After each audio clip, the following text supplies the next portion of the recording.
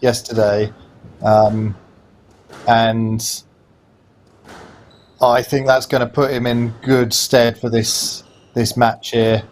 I think perhaps the conditions might suit a player from Egypt who's used to very hot conditions a bit more, but we'll see. So I'll go Karim. Yeah, it's definitely going to be one of those games where the first game is so important. Both players looking to be positive and really impose themselves on the other.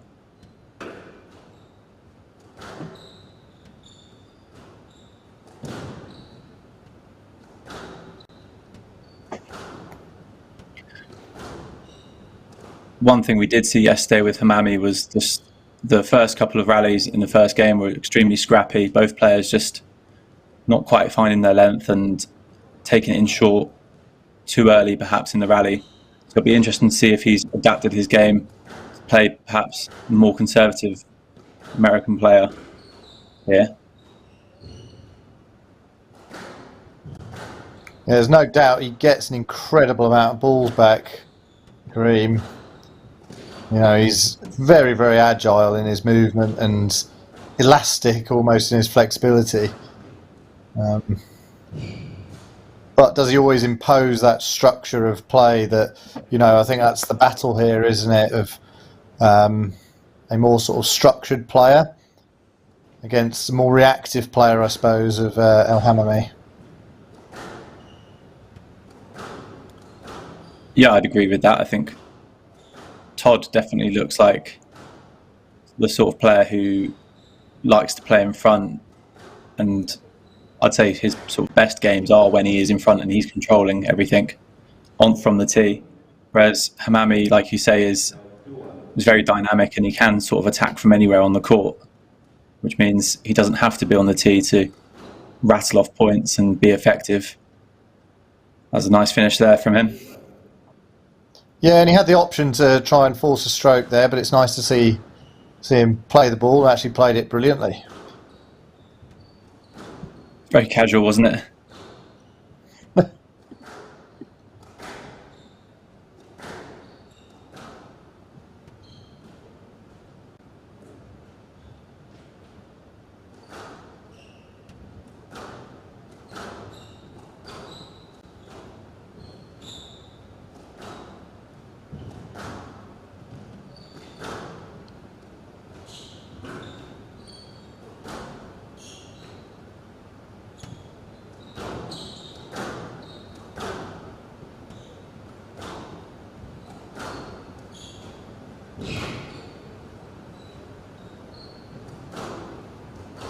I like the lifting here from Harrity. He's just gaining that control, isn't he, over the tee a little bit more by doing that.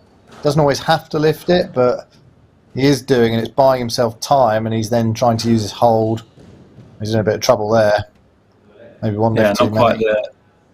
Exactly, not quite the target he wanted off that one. A nice tight squeeze from Hammamy in the front of the court. It's interesting to see Todd's not taking it into the front of the court as perhaps aggressively as he was yesterday. I think maybe he might feel maybe under pressure by Hammamy's quality from the front in this game and looking to really make sure the opportunities he takes are clear cut.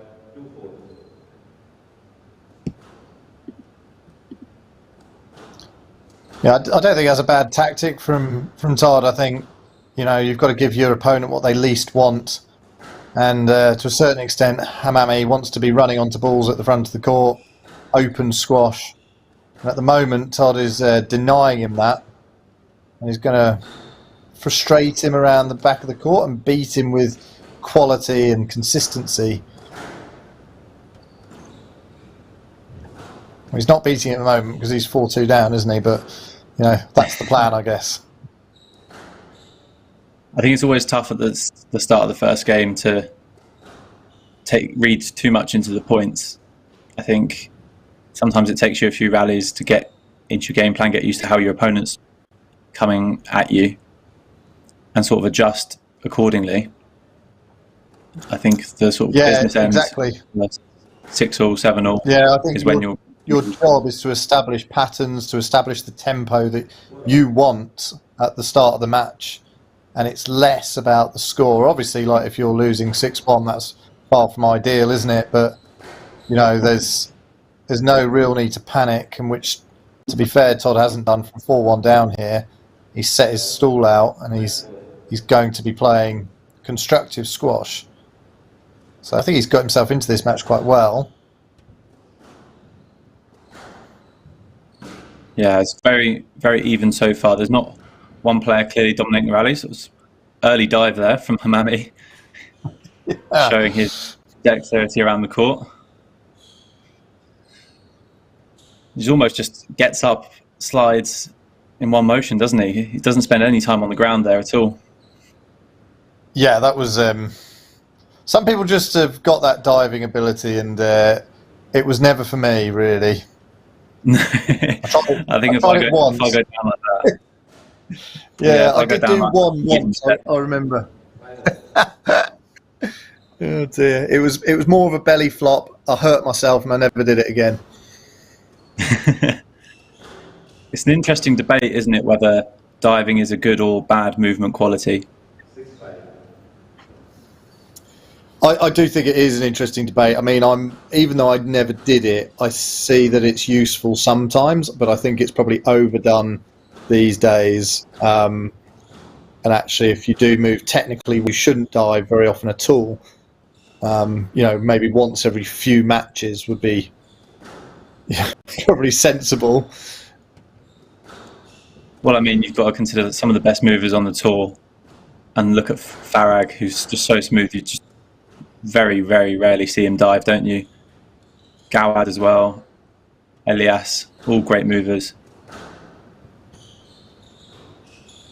Yeah, but I wouldn't say Paul Cole and Joel Makin are terrible movers, and they both dive a bit, don't they? So, well, exactly. I think it's a different style of movement, though, isn't it? You're right.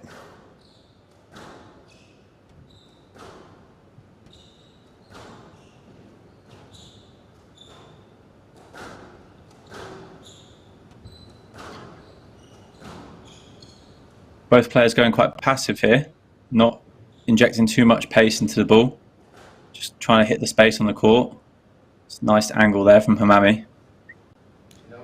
Yeah, and he set it up, didn't he? He set that up. Yeah, you're right. It was a passive rally, but then he took the initiative and went for a long range forehand drop, followed by another one, and then a bit of skill.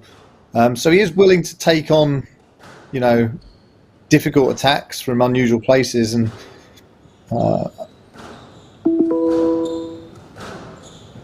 so I'd like to see a little bit more of that, really.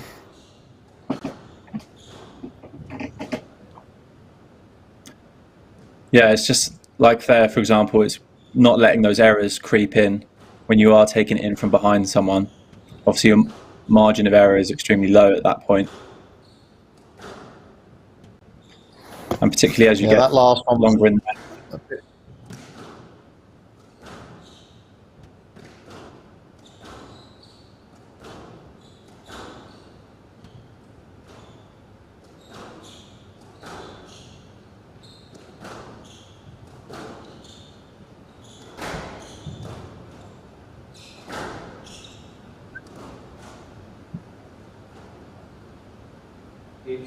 Interesting here. Hammamy was a few errors sneaking in.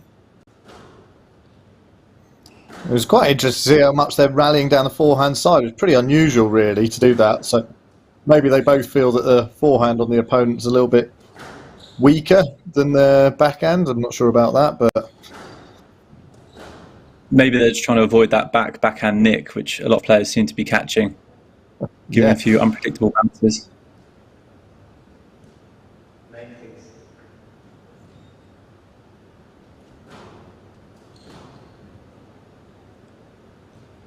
Nice finish there from Hammamy. It is. There'd been 3 tins in a row before that, so Todd won't mind too much. 1 winner to 3 errors sort of ratio. He'll take that, and he probably feels like he's doing a good job of containing attacks and forcing his opponent to play the attacks from too deep in the court, or, you know, from an off-balance position. Yeah, I'd agree with that. I think he might be a bit disheartened that he gave it away off of his serve.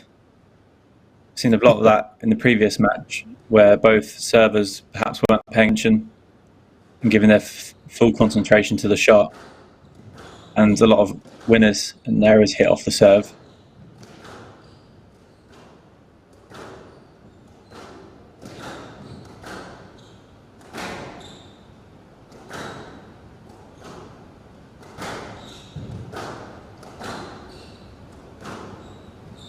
Tempo's just gone up a bit here. Important point.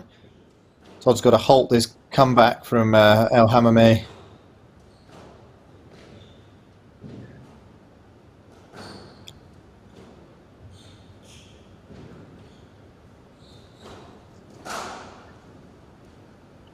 There's the error. I feel like Todd's just sort of keeping the pressure on enough at the moment for Hammamy to be struggling with it and have to do something special to beat him. Not giving anything cheap away here.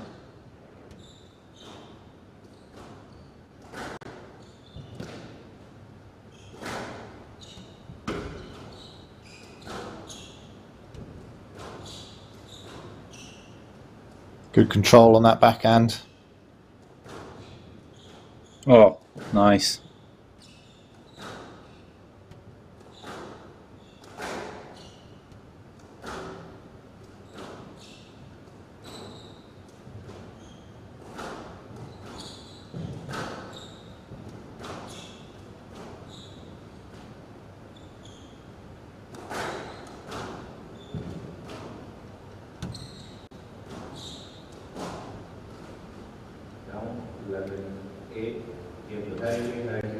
And that's the first game, There we go. 11-8.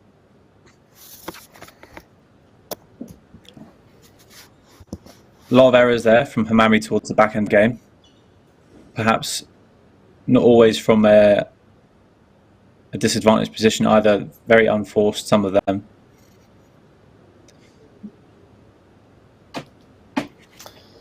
He'll be looking to cut those out going into second game. It's a 13-minute first game, so not the longest game we've seen. First game we've seen in this tournament so far. I think the longer the game goes on, I think that'll suit Todd more than it will Hammamy. Yesterday, towards the end of the game, he was looking a bit more fatigued and was making a few more errors. With Todd's style of squash, he seems to be just hitting it patiently, moving the ball into all four corners of the court very nicely at the moment. Very risk-free squash.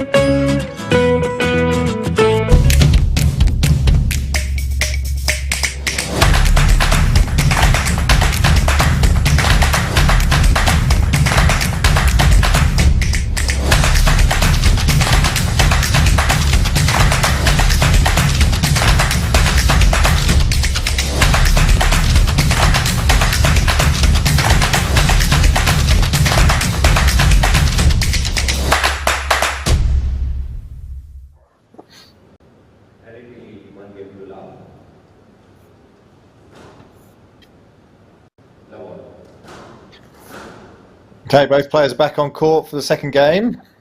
And I think, yeah, I agree with what you said there, Owen. Like, Todd Harrity has established himself, he's established his style here on the mat.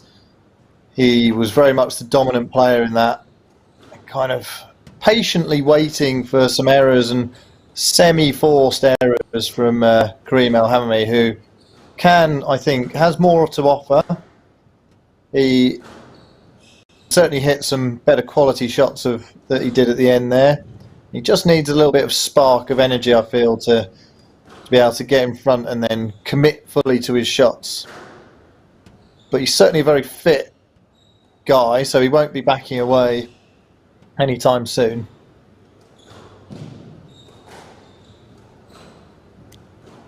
Yeah, I agree with you. It sort of almost looks like this passive nature of Todd is taking that spark out of Karim here. And he almost needs to get fired up and maybe put some pace into the ball and get moving around the court a bit quicker to let his true game style come out.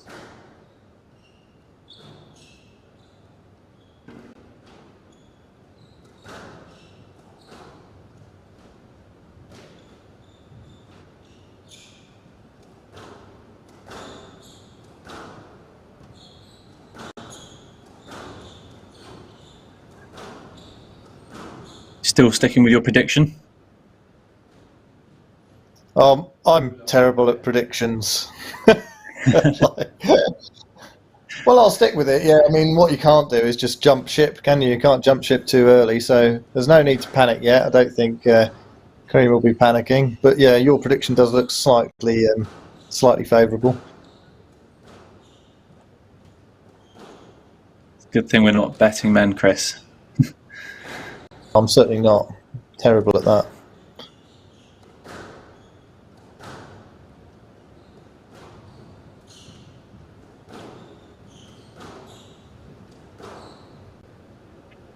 Wow. Unbelievable shot. And that was a perfect camera angle to show that increase in racket head speed there. You actually really cut that one in. Whereas I felt before when he was making errors, he was slightly pushy, wasn't he? It was a bit flat face. It was all just touch and feel. And actually, he's using the strings there a lot more, getting the edge through the ball.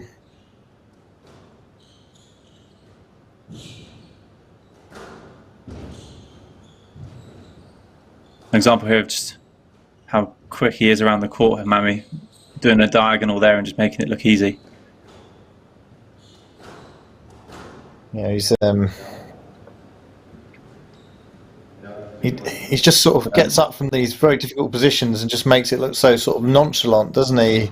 He's it just almost just brushes it off. Yeah, I think you described it perfectly. It's just like elastic movement here, isn't it? Goes in screeching into that forehand, sliding in, and comes out like it's nothing. Yeah, very annoying to play. It must be like one of those dolls that you push over and they just keep bouncing back up. Know exactly what you mean. Is that a stroke there for Todd? No, just a let ball. Yeah, I think so. I think that's the right decision.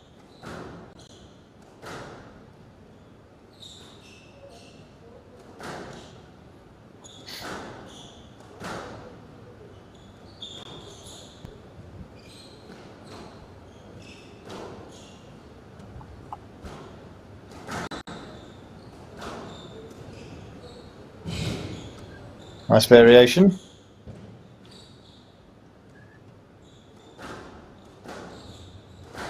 I think that's what Todd does well. He just doesn't overuse that variation either. He's very meticulous with what he does in terms of hitting straight lines, hitting his targets, and then he does seem to play those shots at the right time.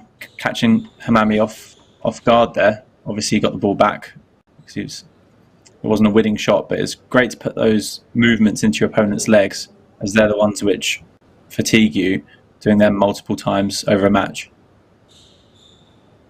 Yeah, it's changes of pace that hurt people a lot in squash, isn't it? It's not necessarily the highest pace player that is going to hurt you the most. It's the person who can set traps, and Todd is doing a good job here of sort of playing at a sort of high medium pace, and then he'll either slow it right down with those lobs or inject a change of direction or a slightly quicker shot or just get on the ball a bit earlier.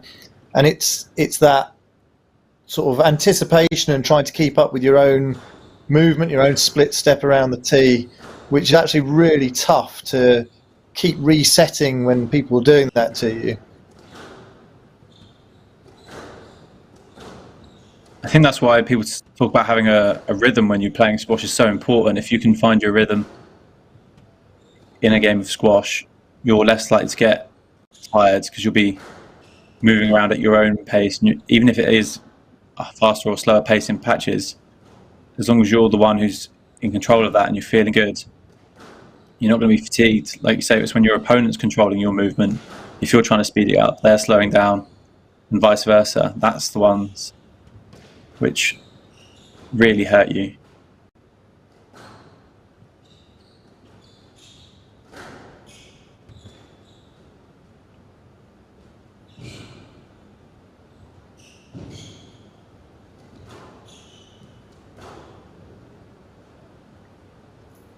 Was that good?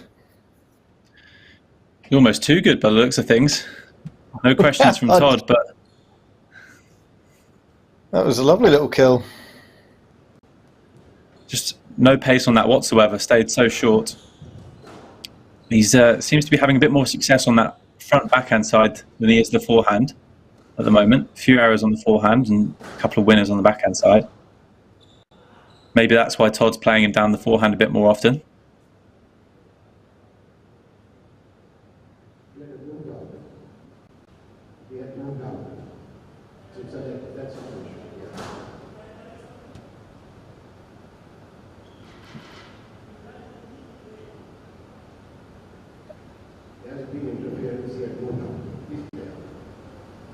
Right, so I presume that's a let, and he was after a stroke there because he felt that Todd was in his swing, but the referees deemed there's enough room to play that.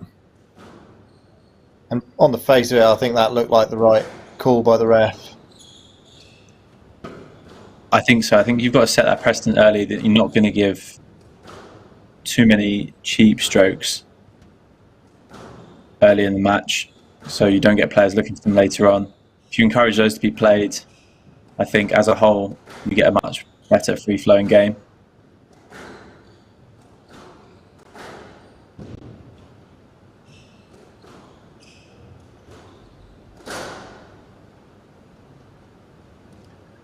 First real error there. We've seen Harrity there. I mean, sort of almost midway through the second game. That's not a bad statistic to have, is it? No, I think, to be fair to Karim, that the pace went up in that rally. He was pushing it a little bit higher. In general, I think it's going to suit him to have that faster pace and some quick exchanges around the front where he can use his reflexes and, you know, his fast hands, which he's definitely got. But that is not something he can afford there. That's yet another error on that forehand drop or volley drop from mid-court. Yeah, he is really, on that forehand side, he seems to be a bit impatient. He's really forcing it. I'm not sure. It's an incredibly difficult shot to play that while the ball is dipping anyway. I know he's got the racket skills and we've seen him play them before, but it's a very high risk, low return shot.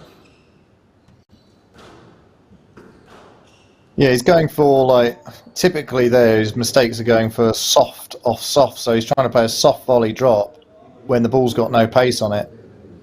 And that is technically, like you say, it's dipping, you know, he's asking a lot for himself. I'm not even sure it's the right shot when he had his opponent at the front of the court, but, you know, that's where his errors are seemingly coming from quite a lot at the moment, so he needs to sort that out.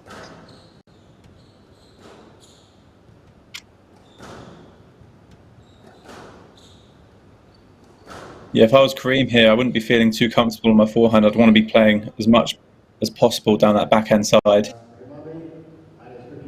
A few decisions here coming into it, maybe trying to disrupt the rhythm of the game.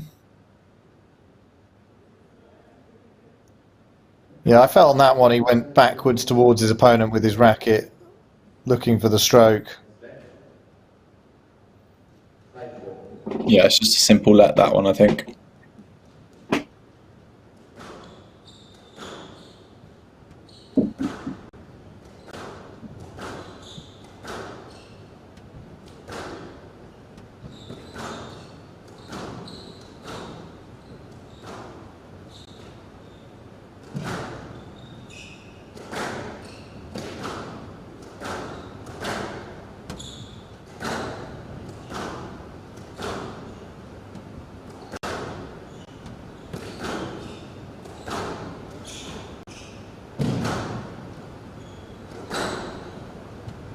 There you can see Todd just kind of almost teasing him with that high lob from backhand to forehand. He's almost encouraging him, here we go, to play something exuberant, I suppose. Oh, what a lovely touch this. That's amazing. That's great composure around the middle of the court to just feather that in there and leave it so short. Yeah, it was a genuine half volley, and he's played it with a bit of cut and a lot of touch. Left that very short. This is what really impressed me with Todd yesterday.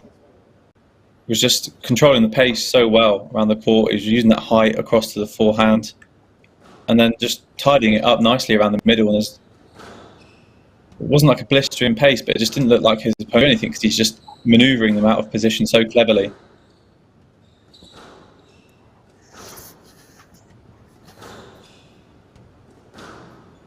It's quite interesting as well, because Abhay Singh, who did very well in this tournament, lost out in the earlier semi-final. He plays in a similar style to this, doesn't he? You know, he's got like a sort of medium tempo that he wants to play at, uses hold a lot, structured, soft, accurate drop shots a lot of the time, and a nice weight of shot. There's a lot of similarities between the two players, I think.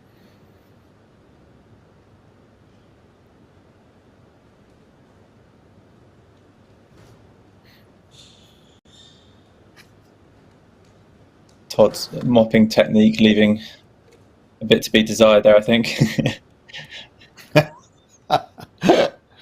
Well, you know, that is the issue now, that they've got to do everything themselves, haven't they? They've got to not wipe their hands on the wall and use the towel instead. They'll do their own mopping of any sweat patches. But we get to watch, and they get to play, and in a pandemic. So I mean, you'd rather that than no play at all. Yeah, it's fantastic to see the money being invested by the sponsors into a Challenger Tour event in particular. I know it's on the higher end of the Challenger Tour, but I think it's great for the sort of lower ranked players. I know it was only accessible for some of the like local players through costs, for example, but I think it's what the Challenger Tour needs at the moment is tournaments like this going ahead. Yeah, there have been some big tournaments on for obviously top 50 players, or maybe even higher than that. And, you know, I think it's been a very frustrating time for people lower down in the rankings in particular. And I understand, you know, the costs have become prohibitive for putting on a tournament where you've got to have a lot of bubbles in place and COVID testing. And that makes it financially very difficult to put on lower ranked tournaments. So fantastic that HCL and the Indian Squash Association, SRFI, have put on this tournament. And it's just great to see, you know, them move forward with, you know, live streaming and everything. I think it's really sort of great to highlight the Challenger Tour, because there's some quality squash here, and it's lovely to see, you know, that these are players that are challenging the next level up that you'd probably see more regularly on PSA TV. Yeah, these sorts of players are the players that, when they do play these World Series events, are perhaps not making it past the first two rounds most of the time. So you don't really get to see them play their style of squash. Usually they're coming up against the top seeds in those tournaments, and perhaps you don't see what they've actually got and how talented they really are. So to have them on a stage like this where you can really see them for all their quality, it's great. Yeah, it was nice to see Karim there actually converting on one of his forehand volley drops, and it was immaculate. Both That was players an interesting move. Yeah. I think Karim just slipped there in the back left because it's very sweaty on the court. Both players not happy with it, wanting the ref to stop the rally for safety. Yeah, I just think that's frustration, isn't it, really, from Karim? He was under a lot of pressure, and he slipped while he was under a lot of pressure. I mean, that's not really anybody's fault. I just think he's frustrated. I wonder if he'll get a conduct warning for the racket throw, but it doesn't look happy. I think probably the scoreline doesn't help, does it? No, he's looking a bit lost out there. I know he's only 9-6 down, but most of his points have come from speculative shots into the front of the court. I wouldn't say he was outplaying Harrity at the moment, and he needs to do something more if he wants any success in this match.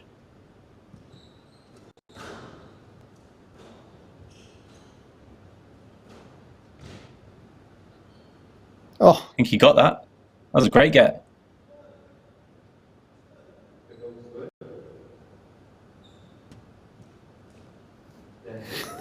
wow. Yeah, I mean, Karim hasn't said much because he knows he got it, didn't he? But, you know, It was again, he's probably just annoyed that he didn't follow up because he hit a couple of lovely shots, and that's a lovely shot. It was just deceptive, that from Harrity. He sort of looked like he wasn't going to get there and just stuck out his racket, and that front leg just flung out at the last minute and turned out to be a perfect counter drop. Here he is with 3 game balls.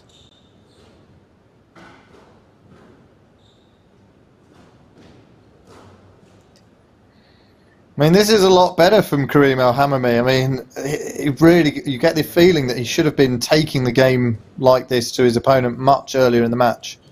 And it might be a case of too little too late here. Yeah, I agree. He almost just sort of turned it on as soon as he went game ball down here and played a bit more aggressively. And I think if he can almost get his mentality to play like that when he's not game ball down, he might find a bit more success here. I mean, there's 3 fairly quick points there. He's managed to claw back.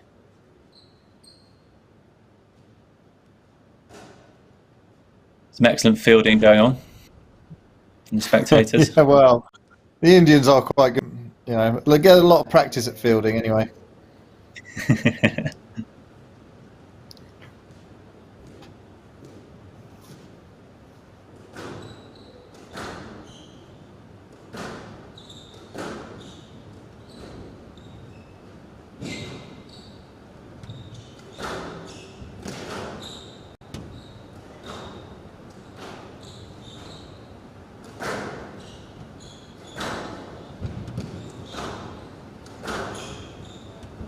Harrity might be getting a bit edgy here, having lost the 3 game balls. Needs to just reset, get his game plan back, weather the storm of Hammamy. Yeah, that was a big point, and you know, that spark of life is what we're after, wasn't it? And actually, it gives me a bit more hope that there is still life in this match. You know, I think that if El Hammamy can play like that with much more positive intent, you know, actually commit to his shots a bit more, and rather than just kind of pushing it as drops, he's actually positively hitting through them when he's going to the front and then following them up afterwards, looking for that weaker return. You know, that is how he should be playing, and it's how he should have been playing from the start of the match. Can he come back on and prove that that's what he can do in the 3rd game? So 2-love to Todd Harrity here. All going to plan for him.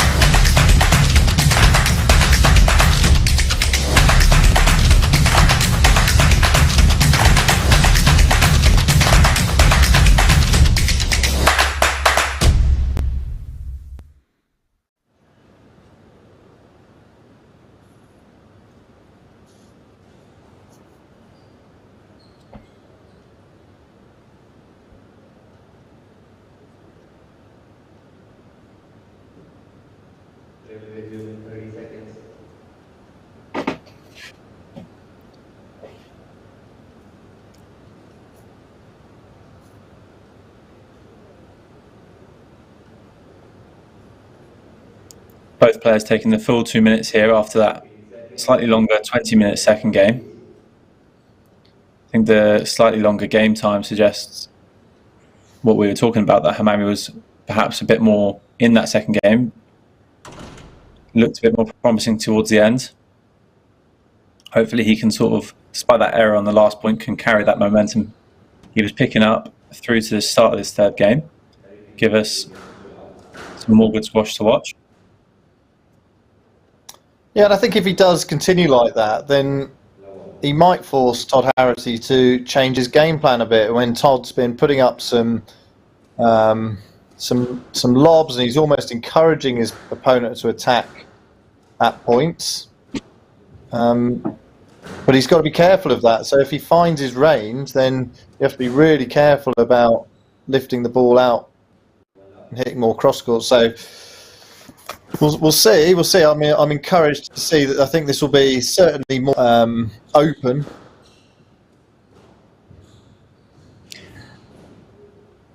Oh, just catching his leg there. Definitely an accident there. A let ball.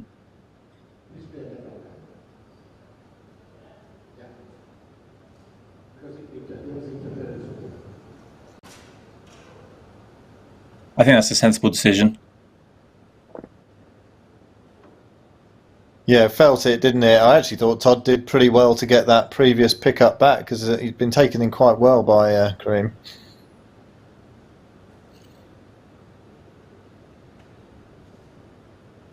I want to make sure that this area of the court is actually not sweaty, because if you're doing a big lunge into that front backhand, you don't want to be slipping and going the full splits and overdoing it there for your hamstring. Yeah, that's the two front corners are the important ones, aren't they? Where you're sort of almost chucking your full body weight in there on the one leg. There's a lot of force going through that floor there. You need to be as stable as possible and confident going in. A quick winner there from Hammamy off the serve. Yeah, I'm going to presume that was another great volley drop winner. It was too quick for us to see, wasn't it? Yeah.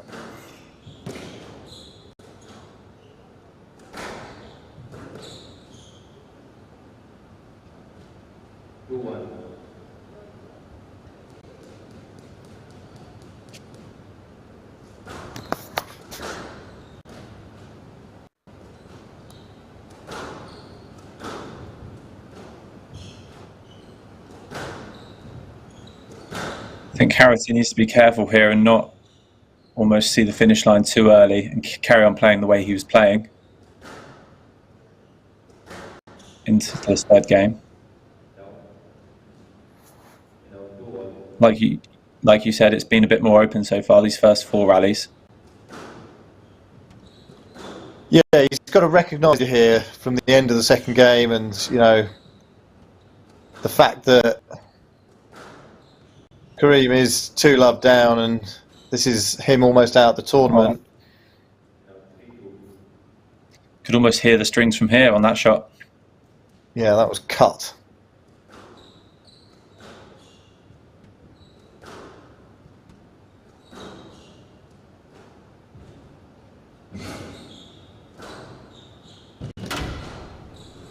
Done well to still be in this. He's forced the error there from Harrity. Yeah, there's a great little counter exchange there, wasn't it? There were some tight shots going into the front, good movement around each other. I was saying on one of the other matches that I commentated on that those counter drops are so marginal, whether you get them right and they can really glue in and give you a massive advantage, if not win the point, and you miss them by an inch and suddenly your opponent's all over it, or you give away a stroke. So marginal, those.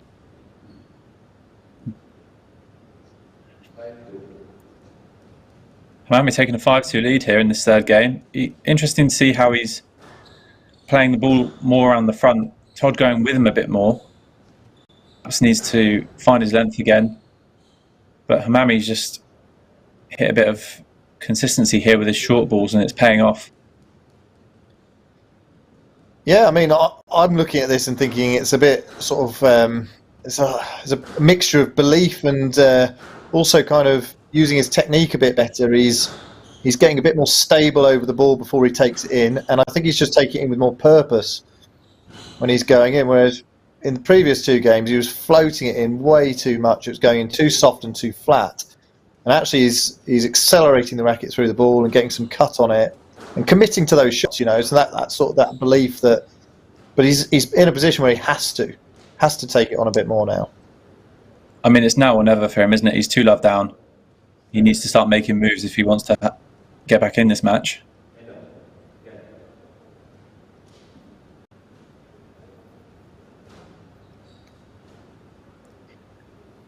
interesting to see about how maybe as the ball softens up, it might suit Hammamy more.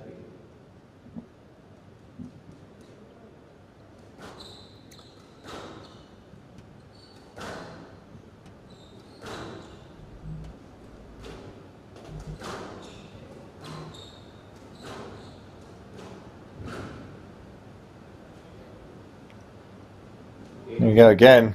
Being positive and being proactive. I mean, he's certainly finding his style that suits the match. This maybe suits the court and the player. But is it too late? Has he left it too late? You know, he's got to do this 3 times. And if he gets off to a bad start in either of the next 2 games, he could be in a world of trouble. And he hasn't won this one yet. I was just about to say, it's not over the finish line yet. 8-4 it's a dangerous scoreline. It's a big point, this. 9-4 and 5-8. 2 very different scorelines. And there you go. Harrity takes the point. Nice tight squeeze on that backhand ball, forcing the error.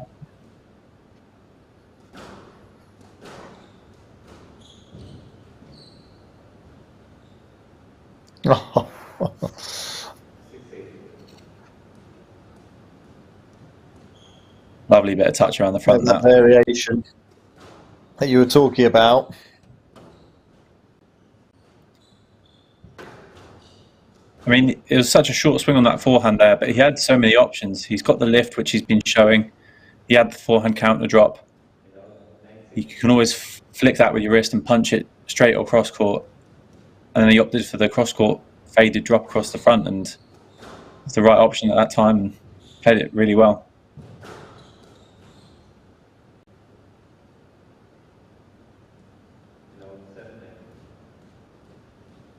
That one's coming off the frame a bit, but I'm sure he'll take it. It's 9-6 down.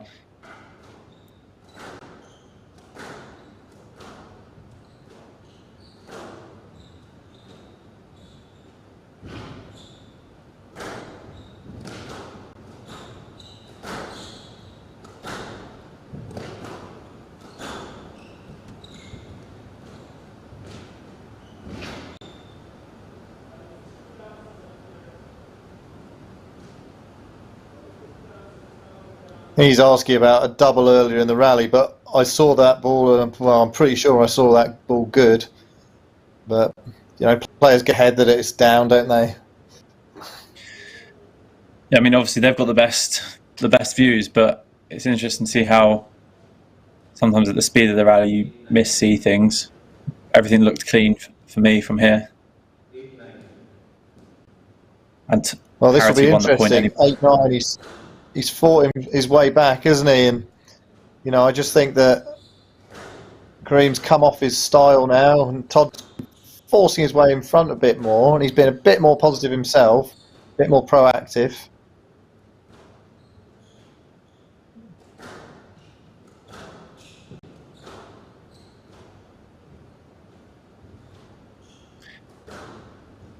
Oh, it's a great slam dunk there, mid-air. Yeah, and that's the danger, I mean, from Todd's like style of play there, where he does lift quite a lot out the front corners. And, you know, if somebody's going to go for it, well, you're putting it in their hands a little bit. So there is a bit of a danger there when your opponent gets on song. Yeah, up until this point, it's been giving him a lot of errors, so I can see why he is still playing it. But that's the difference in this third game. Just a few more errors sneaking in from Harrity, and Hammamy being a bit more consistent with his short balls, being a bit more aggressive in his style. Really seems to pay off there.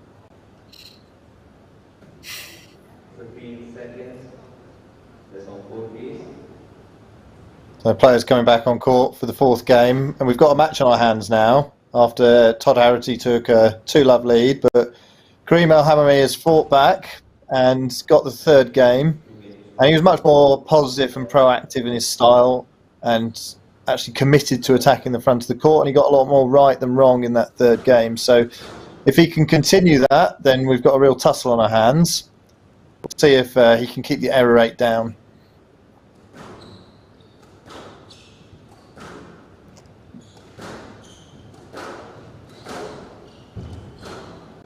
Yeah, it'll be interesting to see if Hammamy's got the physical side to his game to be able to keep that up for two more games. Sorry,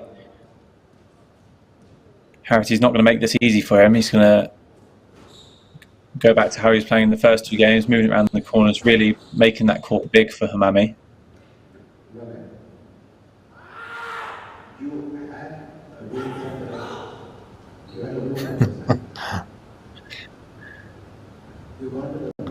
Well, I'm not sure it's a stroke, which was his argument, but it might well be a let, that.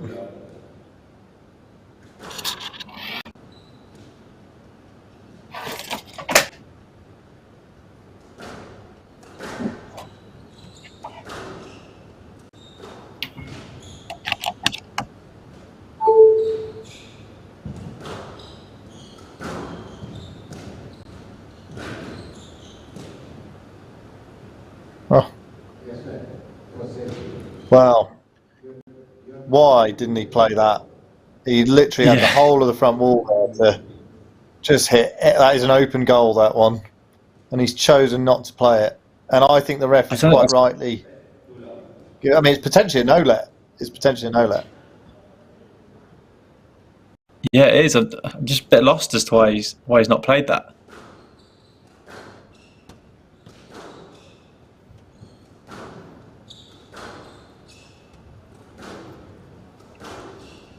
Not the start he would have wanted here, Karim.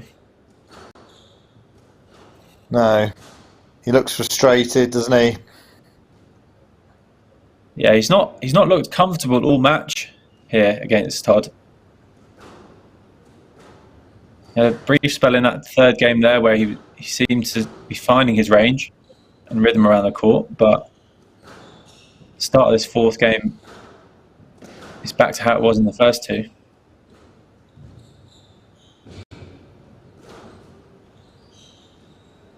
Great reaction volley there. Yeah. Oh, and the overhit length catching him out. Just feel that he's not really done what he was doing well in that third game, which was really commit to those front court attacks. And now he's gone back to trying to float them in and push them in, and it's just not working for him. You know, Todd's reading them. He's quick enough to get on those and hurt him back. And plus a couple of errors, and he's finding himself 5-love down. That's gone away from him very quickly, and from here it looks a tough task.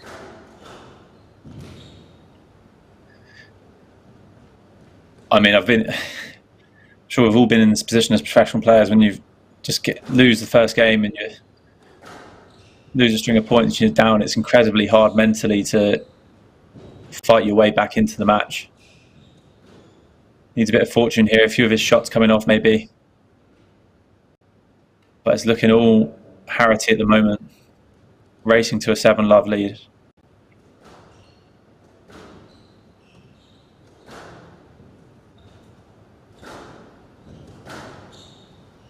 Of course, if he does win this, Todd, then he'll be playing an Indian player, Mahesh, in the final.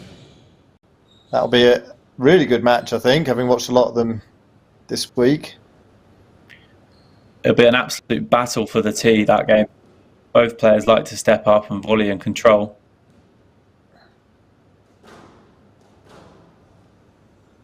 Oh, well, that is how to get on the scoreboard. Yes, you've got to volley those, Todd, like if you're going to get that back. At 8-1 up, I'm not sure he's going to be too bothered about dropping that point, but might be a little bit of a relief from Hammamy's side. Yeah, nobody likes to get bageled, do they?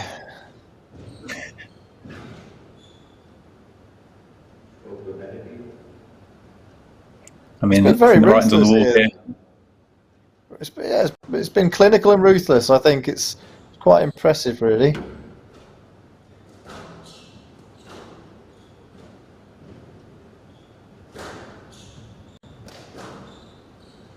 Yeah, he's really not wanting to waste any time in this fourth game, is he? He's trying to he's on that ball.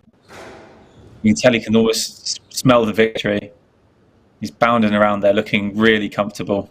And that gives him 9 match balls. Pros talk a lot about closing a match, and I think, having lost a third game, that's quite a typical situation. And Todd has done it in some style there, hasn't he? So he takes the match 3-1, and he's into the final.